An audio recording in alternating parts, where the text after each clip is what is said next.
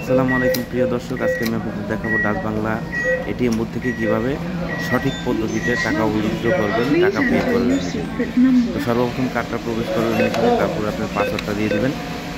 তারপরে হচ্ছে এখানে আপনি কি করতে চাচ্ছেন, টাকা উত্তোলন করতে চাইলে ওই যে উপরে দেখেন বাম পাশে 1 নম্বরে টাকা উত্তোলন, এখানে দেওয়ার পরে আপনি কত টাকা উঠাবেন অ্যামাউন্ট এখানে লিখবেন, এখান থেকে অ্যামাউন্ট উঠাবেন। ওই এখানে লেখা আছে নিচে কারেন্ট সঠিক হলে আপনি এখানে টিপ দিবেন। দেওয়ার পরে হ্যাঁ বা না, না দিলে কী হবে, এখানে না দিবেন একটা রিসিপ্ট বেরোবে, ওটার জন্য টাকা কেটে নেবে, আপনার রিসিপ্ট দরকার নেই।